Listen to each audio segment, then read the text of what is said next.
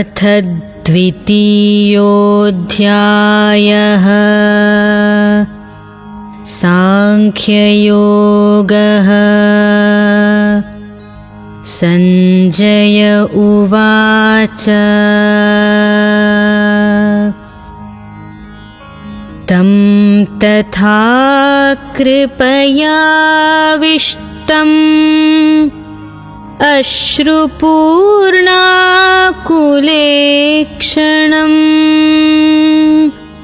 विषीदन्तमिदं वाक्यम् उवाच मधुसूदनः। Sanjaya said, Shri Krishna then addressed the following words to Arjuna, who was, as mentioned before, overwhelmed with pity, whose eyes were filled with tears and agitated, and who was full of sorrow. Shri Bhagavanuvacha Kutastva kashmalamidam vishame samupasthitam anaryajuştamasvargyam akirtikaram-arjuna. Shri Bhagavan said, Arjuna, how has this delusion overtaken you at this odd hour? It is shunned by noble souls. Neither will it bring heaven nor fame to you. Klaibyam asmagamah partha naitattvayupapadyate kshudram hridaya daurbalyam tyaktvottishta parantapa. Yield not to unmanliness, Arjuna. This does not become you. Shaking off this base faint-heartedness, stand up, O scorcher of enemies. Arjuna uvacha katham bhishmamaham sankhye dronam cha madhusudana ishubhih pratiyotsami pujarha varisudana. Arjuna said, how, Krishna, shall I fight Bhishma and Drona with arrows on the battlefield? They are worthy of the deepest reverence. O destroyer of foes, it is better to live on alms in this world.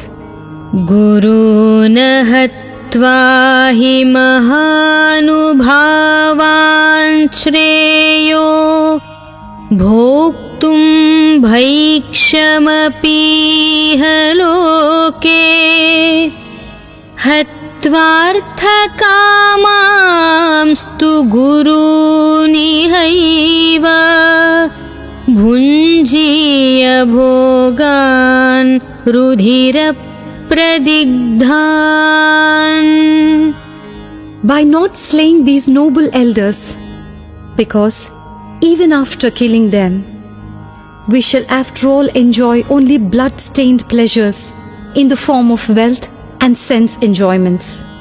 Na chaitadvidmah kataranno gariyo yadva jayema yadivano jayeyuh yaneva hatva na jijivishamah tevasthitah pramukhe dhartarashtrah. We do not even know which is preferable for us, to fight or not to fight. Nor do we know whether we shall win or whether they will conquer us. Those very sons of Dhritarashtra, killing whom we do not even wish to live, stand in the enemy ranks.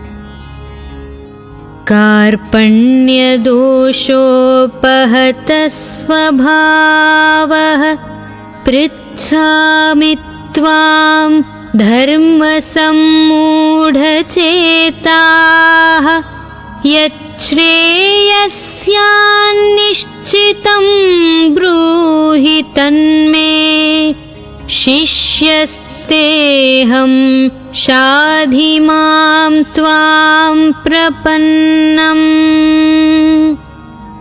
With my very being smitten by the vice of faint-heartedness and my mind puzzled with regard to duty, I beseech you, tell me that which is decidedly good. I am your disciple. Pray, instruct me, who have taken refuge in you. नहि प्रपश्यामि ममापनुद्यात् यच्छोकमुच्छोषणमिन्द्रियाणाम् अवाप्य भूमावसपत्नमृद्धं राज्यं सुराणामपि चाधिपत्यम्. For even on obtaining undisputed sovereignty and an affluent kingdom on this earth and lordship over the gods, I do not see any means that can drive away the grief which is drying up my senses. Sanjay uvacha evamuktva ऋषिकेशं गुडाकेशः परन्तप न योत्स्य इति गोविन्दम् उक्त्वा तूष्णीं बभूवः. Sanjaya said, O king, having thus spoken to Sri Krishna, Arjuna again said to him, I will not fight, and became silent.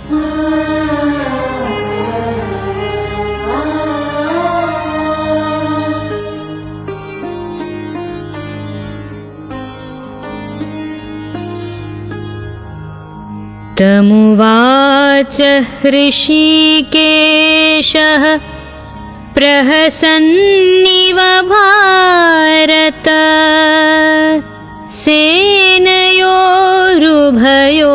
सेनयोरुभयोर्मध्ये विषीदन्तमिदं वचः.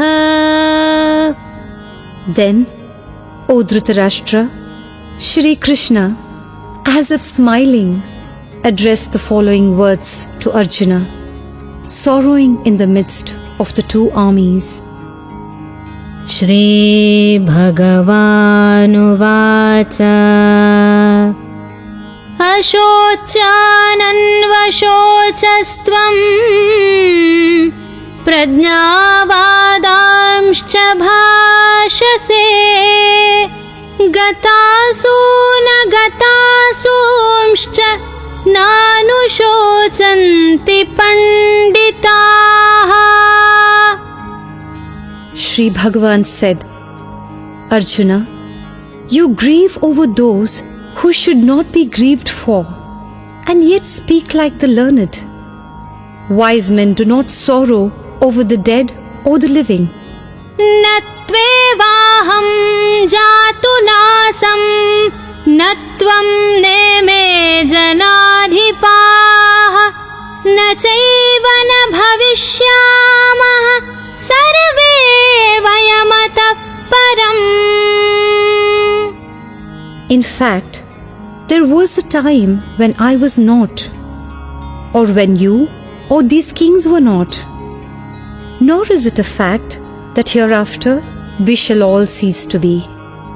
देहिनोऽस्मिन् यथा देहे कौमारं यौवनं जरा तथा देहान्तरप्राप्तिः धीरस्तत्र न मुह्यति.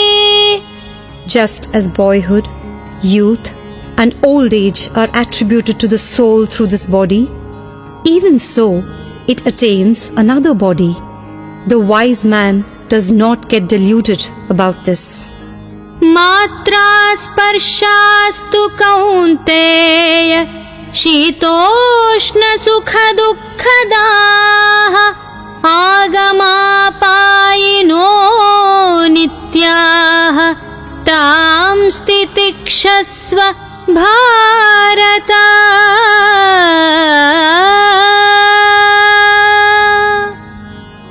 O son of Kunti, the contacts between the senses and their objects, which give rise to the feelings of heat and cold, pleasure and pain, etc., are transitory and fleeting. Therefore, Arjuna, endure them.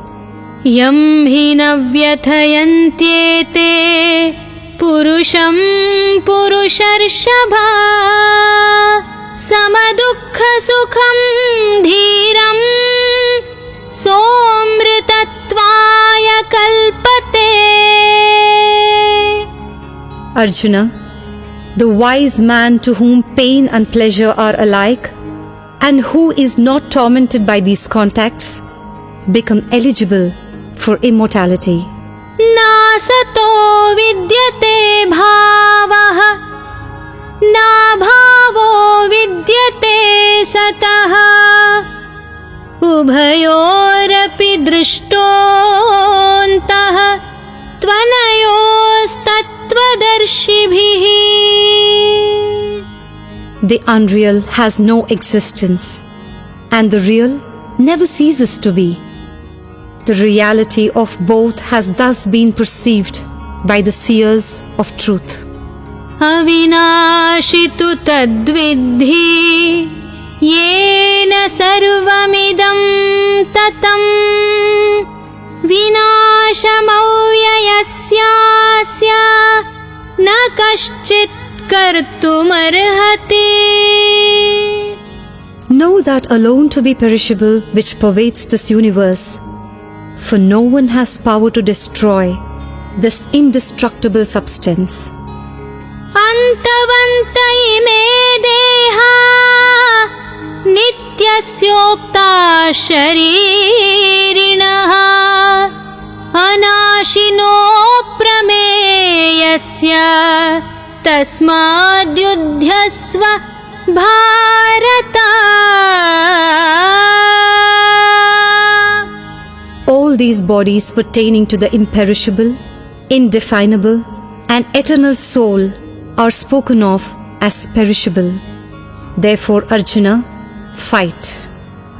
ययेनं वेत्ति हन्तारं यश्चैनं मन्यते हतम् उभौ तौ न विजानीतो नायं हन्ति न हन्यते. Both of them are ignorant. He who considers the soul to be capable of killing and he who takes it as killed. For rallying the soul neither kills nor is killed. न जायते म्रियते वा कदाचित् नायं भूत्वा भविता वा न भूयः अजो नित्यः शाश्वतोऽयं पुराणो न हन्यते हन्यमाने शरीरे. The soul is never born, nor it ever dies, nor does it become on being born. For it is unborn, eternal, everlasting, and primeval. Even though the body is slain, the soul is not. वेदा विनाशिनं नित्यं य एनमजमव्ययम् कथं स पुरुषः पार्थ कं घातयति हन्तिकम्. Arjuna, the man who knows his soul to be imperishable, eternal, and free from birth and decay, how and whom will he cause to be killed, and how and whom will he kill? वासांसि जीर्णानि यथा विहाय नवानि गृह्णाति नरोपराणि तथा शरीराणि विहाय जीर्णानि अन्यानि संयाति नवानि देहि. As a man shedding worn-out garments takes other new ones, likewise the embodied soul, casting off worn-out bodies, enters into others that are new. नैनं छिन्दन्ति शस्त्राणि नैनं दहति पावकः न चैनं क्लेदयन्त्यापो न शोषयति मारुतः. Weapons cannot cut it, nor can fire burn it. Water cannot wet it, nor can wind dry it. अच्छेद्योऽयमदाह्योऽयम् अक्लेद्यो शोष्य एव च नित्यः सर्वगतस्थाणुः अचलोऽयं सनातनः. For this soul is incapable of being cut or burnt by fire, nor can it be dissolved by water, and is undryable by air as well. The soul is eternal, all-pervading, immovable, constant, and primeval. अव्यक्तोऽयमचिन्त्योऽयम् अविकार्योऽयमुच्यते तस्मादेवं विदित्वैनं नानुशोचितुमर्हसि. The soul is unmanifest. It is incomprehensible, and it is spoken of as immutable. Therefore, knowing it as such, you should not grieve. अथ चैनं नित्यजातं नित्यं वा मन्यसे मृतं तथापि त्वं महाबाहो नैवं शोचितुमर्हसि. And Arjuna, if you should suppose this soul to be subject to constant birth and death, even then you should not grieve like this. जातस्य हि ध्रुवो मृत्युः ध्रुवं जन्म मृतस्य च तस्मादपरिहार्येऽर्थे न त्वं शोचितुमर्हसि. For in that case, death is certain for the born, and rebirth is inevitable for the dead. You should not, therefore, grieve over the inevitable. अव्यक्तादीनि भूतानि व्यक्तमध्यानि Bharata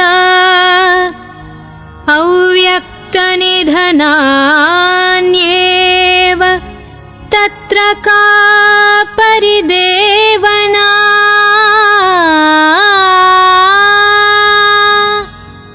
Arjuna, before birth, beings are not manifest to our human senses. On death, they return to the unmanifest again. They are manifest only in the interim between birth and death. What occasion then for lamentation? आश्चर्यवत् पश्यति कश्चिदेनम् आश्चर्यवद्वदति तथैव चान्यः आश्चर्यवच्चैनमन्यः शृणोति श्रुत्वाप्येनं वेद न चैव कश्चित्. Hardly some rare enlightened person perceives the soul as marvelous, scarce another, likewise speaks thereof as marvelous, and scarce another hears of it as marvelous, while there are some who know it not even on hearing it. देहि नित्यमवध्योऽयं देहे सर्वस्य भारत तस्मात् सर्वाणि भूतानि न त्वं शोचितुमर्हसि. Arjuna, this soul dwelling in the bodies of all can never be slain. Therefore, you should not mourn for anyone. स्वधर्ममपि चावेक्ष्य न विकम्पितुमर्हसि धर्म्याद्धियुद्धात् श्रेयोऽन्यत् क्षत्रियस्य न विद्यते.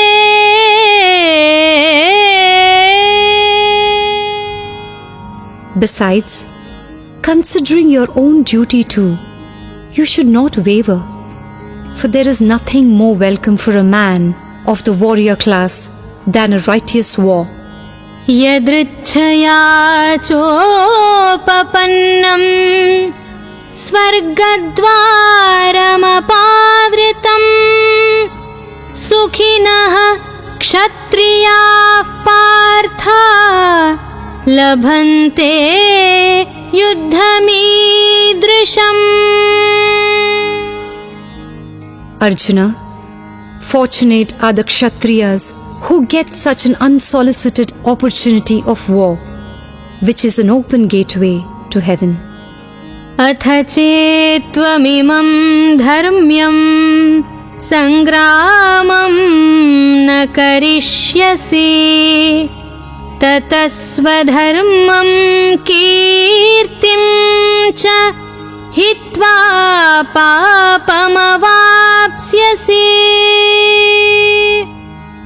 Now, if you refuse to fight this righteous war, then, shirking your duty and losing your reputation, you will incur sin. अकीर्तिं चापि भूतानि कथयिष्यन्ति ते व्ययाम् सम्भावितस्य चाकीर्तिः मरणादतिरिच्यते.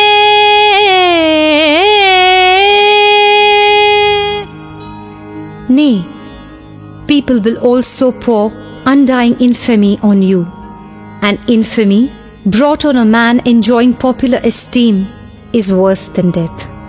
भयाद्रणादुपरतं मंस्यन्ते त्वां महारथाः येषां च त्वं बहुमतो भूत्वा यास्यसि लाघवम्. And the warrior chiefs who thought highly of you will now despise you, thinking that it was fear which drove you away from the battle. अवाच वादांश्च बहून् वदिष्यन्ति तवाहिताः निन्दन्तस्तव सामर्थ्यं ततो दुःखतरं नु किम्. And your enemies, disparaging your might, will speak many unbecoming words. And what can be more distressing than this?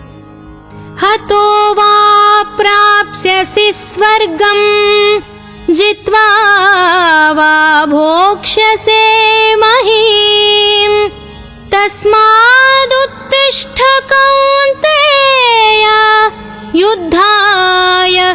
कृतनिश्चयः।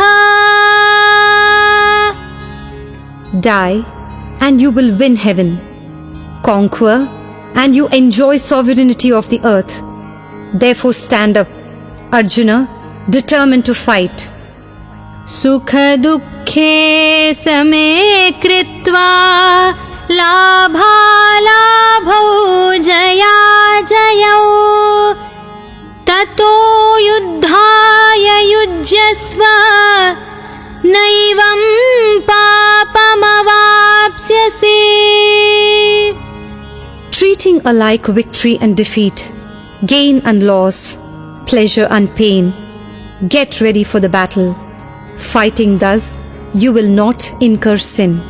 एषा ते भिहिता सांख्ये बुद्धिर्योगे त्विमां शृणु। बुद्ध्या युक्तो यया पार्थ कर्मबन्धं प्रहास्यसि। Arjuna, this attitude of mind has been presented to you from the point of view of Jnana Yoga.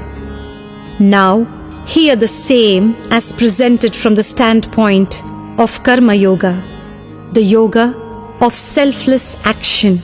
Equipped with this attitude of mind, you will be able to throw off completely the shackles of karma. नेहाभिक्रमनाशोऽस्ति प्रत्यवायो न विद्यते स्वल्पमप्यस्य धर्मस्य त्रायते महतो भयात्। In this path of selfless action, there is no loss of effort, nor is there fear of contrary result. Even a little practice of this discipline saves one from the terrible fear of birth and death. व्यवसायात्मिका बुद्धिः एकेह कुरु नन्दन बहुशाखा ह्यनन्ताश्च बुद्धयो व्यवसायिनाम्। Arjuna, in this yoga of selfless action, the intellect is determinate and directed singly towards one ideal, whereas the intellect of the undecided wanders in all directions after innumerable aims. यामिमां पुष्पितां वाचं प्रवदन्त्यविपश्चितः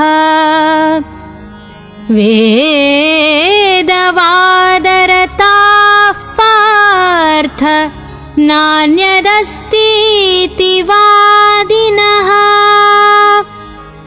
कामात्मानः स्वर्गपरा जन्म कर्म फलप्रदां क्रियाविशेष बहुलां भोगैश्वर्यगतिं प्रति भोगैश्वर्यप्रसक्तानां तयापहृतचेतसाम् व्यवसायात्मिका बुद्धिः समाधौ न विधीयते।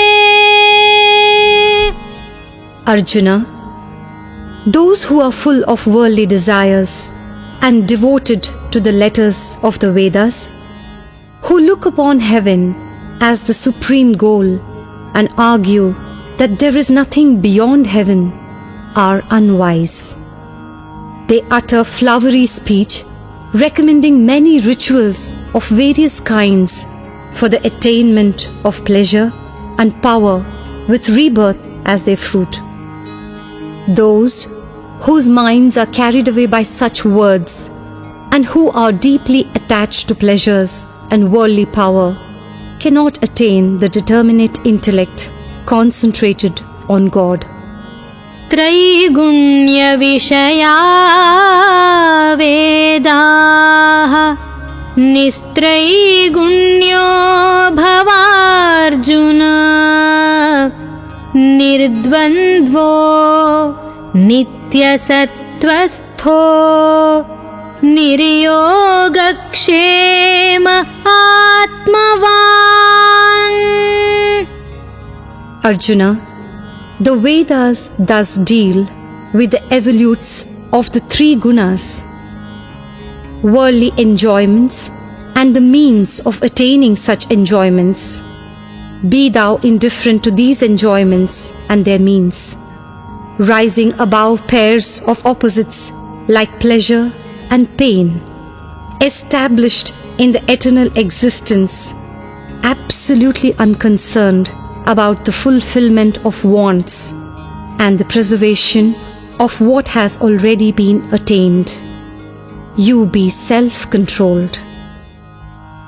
यावानर्थ उदपाने सर्वतः सम्प्लुतोदके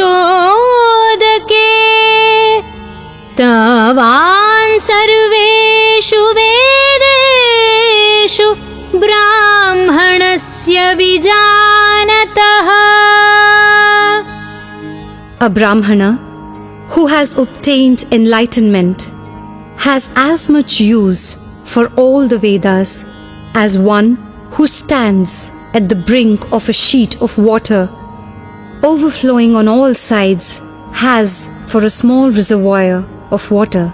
कर्मण्येवाधिकारस्ते मा फलेषु कदाचन मा कर्मफलहेतुर्भूः मा ते सङ्गोऽस्त्वकर्मणि.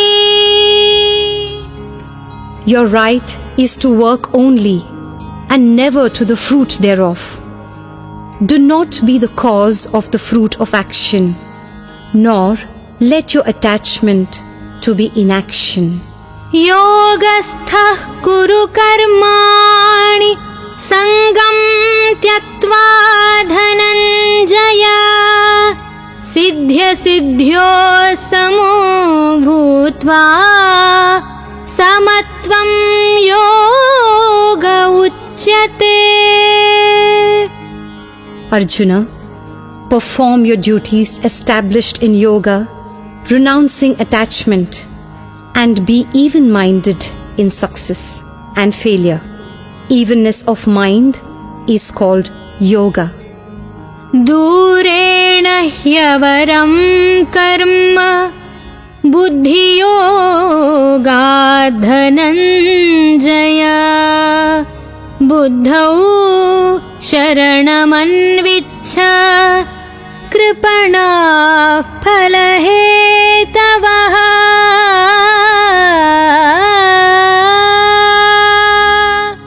Action with a selfish motive is far inferior to this yoga in the form of equanimity. Do seek refuge in this equipoise of mind, Arjuna, for poor and wretched are those who are the cause in making their actions bear fruit. बुद्धियुक्तो जहातीह उभे सुकृतदुष्कृते तस्माद्योगाय युज्यस्व योगः कर्मसु कौशलम्. Endowed with equanimity, one sheds in this life both good and evil. Therefore, strive for the practice of this yoga of equanimity. Skill in action lies in the practice of this yoga. कर्मजं बुद्धियुक्ता हि फलं त्यक्त्वा मनीषिणः जन्मबन्धविनिर्मुक्ताः पदं गच्छन्त्यनामयम्. For wise men possessing equipoised mind, renouncing the fruit of actions and freed from the shackles of birth, attain the blissful supreme state. यदा ते मोहकलिलं बुद्धिर्व्यतितरिष्यति तदा गन्तासि निर्वेदम् श्रोतव्यस्य श्रुतस्य च. When your mind will have successfully crossed the mire of delusion, you will then grow indifferent to the enjoyments of this world and the next that have been heard of, as well as to those that are yet to be heard of. श्रुति विप्रतिपन्ना ते यदा स्थास्यति निश्चला समाधावचला बुद्धिः तदा योगमवाप्स्यसि. When your intellect, confused by hearing conflicting statements, will rest steady and undistracted in contemplation of God, you will then attain yoga. Arjuna उवाच स्थितप्रज्ञस्य का भाषा समाधिस्थस्य केशव स्थितधीः किं प्रभाषेत किमासीत व्रजेत किम्. Arjuna said, Krishna, what are the characteristics of a God-realized soul, stable of mind and established in samadhi? How does the man of stable mind speak? How does he sit? How does he walk? Shri भगवानुवाच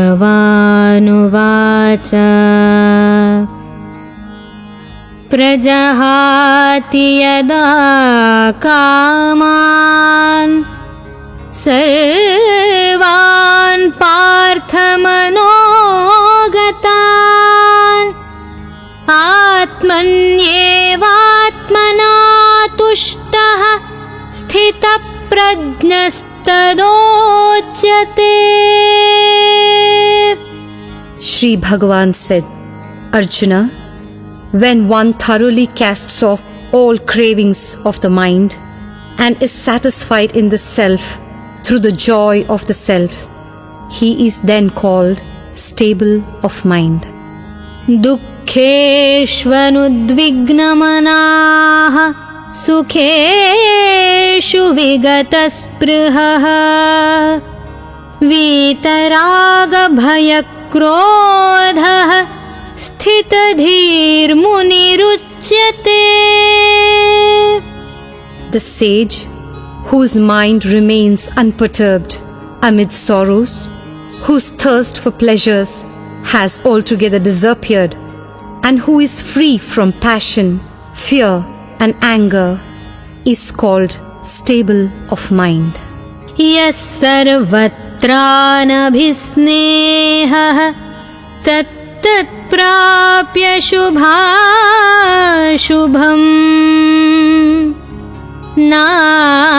नाभिनन्दति न द्वेष्टि तस्य प्रज्ञा प्रतिष्ठिता. He who is not attached to anyone or anything, and meeting with good and evil neither rejoices nor recoils, his mind is stable. यदा संहरते चायं कूर्मोऽङ्गानीव सर्वशः इन्द्रियाणीन्द्रियार्थेभ्यः तस्य प्रज्ञा प्रतिष्ठिता. When, like a tortoise that draws in its limbs from all directions, he withdraws all his senses from the sense objects, his mind becomes steady. विषया विनिवर्तन्ते निराशीर्षामृततृप्ताः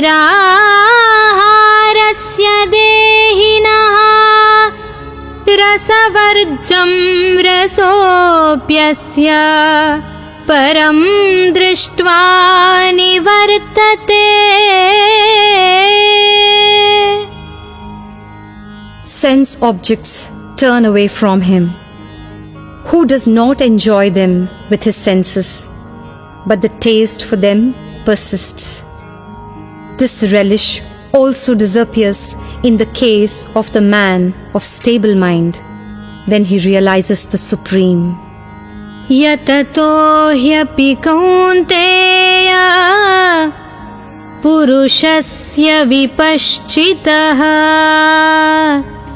इन्द्रियाणि प्रमाथीनि हरन्ति प्रसभं मनः। Turbulent by nature, the senses even of a wise man who is practicing self-control forcibly carry away his mind, Arjuna. तानि सर्वाणि संयम्य युक्त आसीत मत्परः वशे हि यस्येन्द्रियाणि तस्य प्रज्ञा प्रतिष्ठिता। Therefore, having controlled all the senses and concentrating his mind, he should sit for meditation, devoting himself heart and soul to me. For he whose senses are under his control is known to have a stable mind. ध्यायतो विषयान् पुंसः सङ्गस्तेषूपजायते सङ्गात् सञ्जायते कामः कामात् क्रोधोऽभिजायते। The man dwelling on sense objects develops attachment for them. From attachment springs up desire, and from desire ensues anger.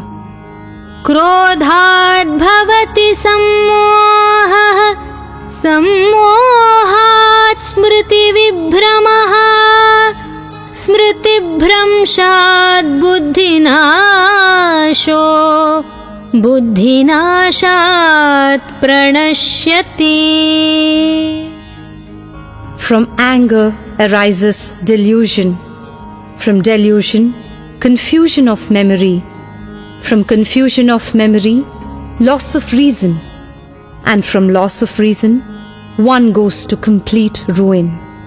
रागद्वेषवियुक्तैस्तु विषयानिन्द्रियैश्चरन् आत्मवश्यैर्विधेयात्मा प्रसादमधिगच्छति।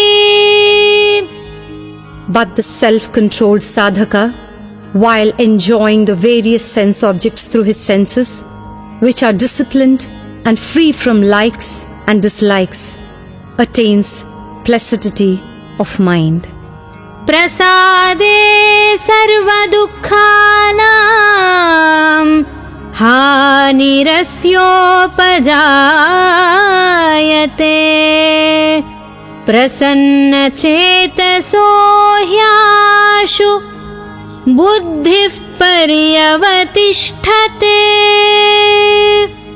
With the attainment of such placidity of mind, all his sorrows come to an end, and the intellect of such a person of tranquil mind, soon withdrawing itself from all sides, becomes firmly established in God. नास्ति बुद्धिरयुक्तस्य न चायुक्तस्य भावना न चाभावयतः शान्तिः अशान्तस्य कुतः सुखम्। He who has not controlled his mind and senses can have no determinate intellect nor contemplation.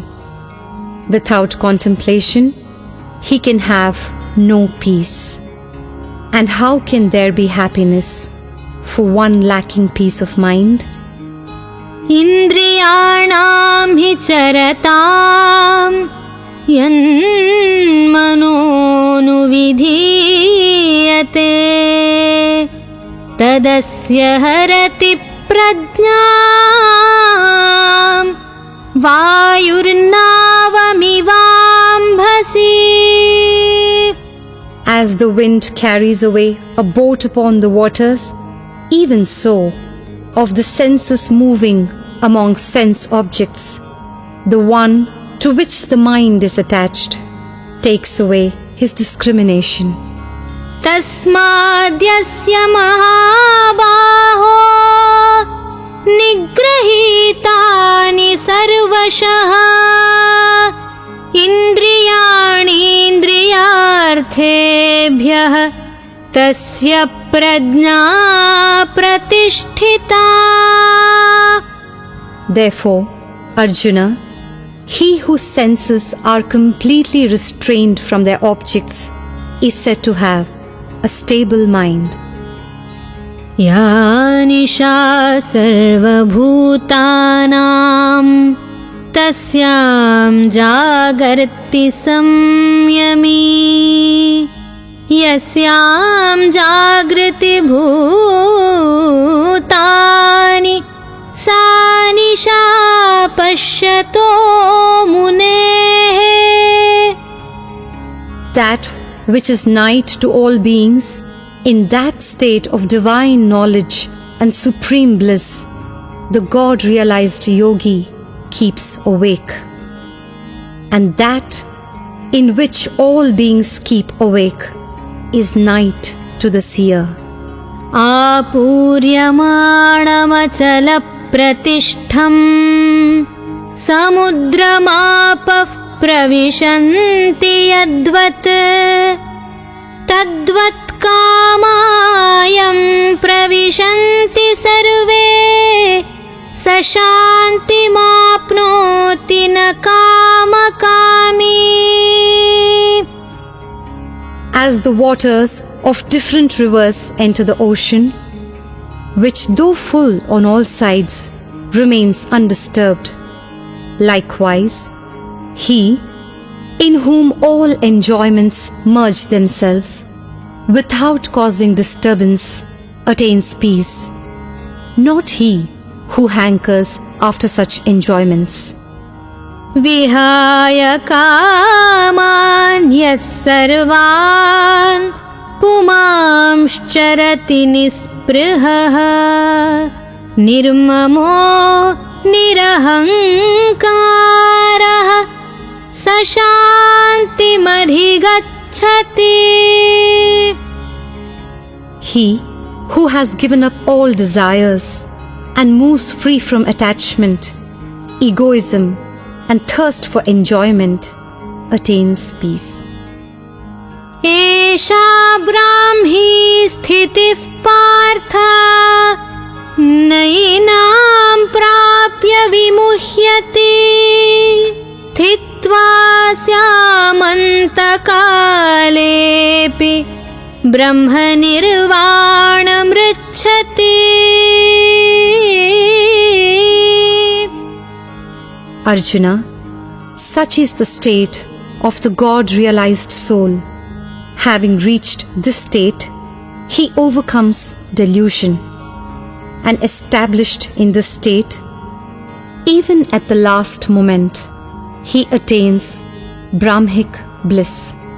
ॐ तत्सदिति श्रीमद्भगवद्गीतासु उपनिषत्सु ब्रह्मविद्यायां योगशास्त्रे श्रीकृष्णार्जुनसंवादे सांख्ययोगो नाम द्वितीयोऽध्यायः.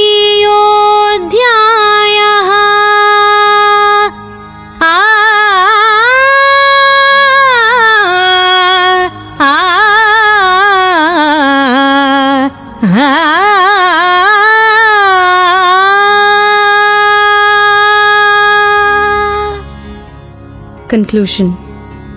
Thus, in the Upanishad sung by the Lord, the science of Brahma, the scripture of yoga, the dialogue between Sri Krishna and Arjuna ends the second chapter entitled Sankhya Yoga.